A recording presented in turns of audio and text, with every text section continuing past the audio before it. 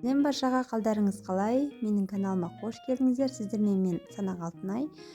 Сіздерді өз каналымда көріп отырғаныма өте қатты қуаныштымын. Бүгін сіздерге кешкі тамаққа осындай керемет тамақты ұсынғалы отырмын. Сіздер де жасап көріңіздер. Бір жасағаннан өте керемет болып шығады. Әрі тойымды, дәмді, тез дайындалатын тамақтың бір түрі. Ал бірге жасайық. Рецепті сақтап алыңыздар. Менің каналыма тіркеліп қойыңыздар. Алдағы уақытта сіздермен көптеген рецептермен бөлісетін боламын. Ең алдымен осылай картошкаларымызды жақсылап ашып, 4 бөлікке бөліп аламыз.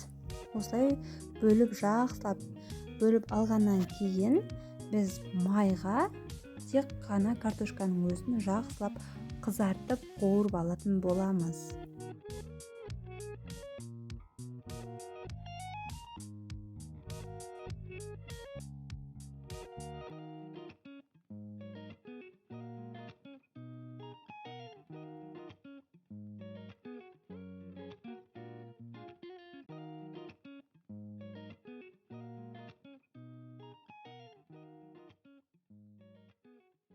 Картошкаларымызды жақсылап қызартып қуырып алғаннан кейін майын кішкене азайтып, өзімізге керекті етті алып, жақсылап турап, майды азайтқаннан кейін майға жақсылап ет піскенше баяу отта қуырып алатын боламыз. Етті қуырып болғаннан кейін біз пиязымызды салып және кішкене пияз қызарғанша тағы қуырып аламыз.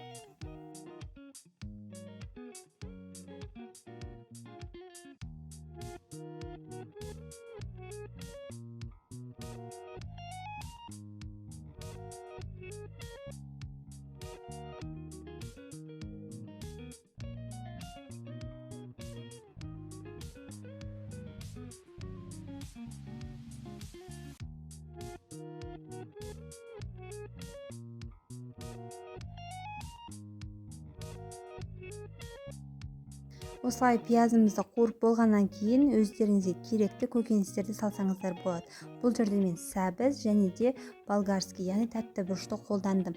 Осылай жақсылап қуырып, кішкене тағы да бетін бірнеше минутқа жауып қоямыз.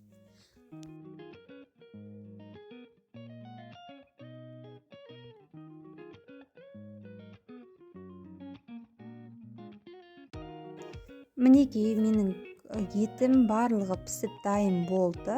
Осыдан кейін жаңа қуырып алған картошкаларымызды салып, үстіне бір пиаладай су құйып, астын баяу отта демдеп қоятын боламыз. Кемінде 15 минут тұрса тамағымыз дайын. Мінекей біздің тамағымыз дайын. Ал сіздер де жасап көріңіздер. Міндетті түрде жасауларыңызға кеңес беремін. Өте дәмді болып шығады. Аз болсын, менің каналыма тіркеліп қойыңыздар. Жоғалтып алмас үшін достарыңызбен, құрбыларыңызбен бөлісе отырыңыздар. Рецепт ұнаған жағдайда пікіріңізді қалдырып, лайк басып қолдап кетіңіздер. Назарларыңызға рахмет. Сіздермен болған мен Санақ Алтынай.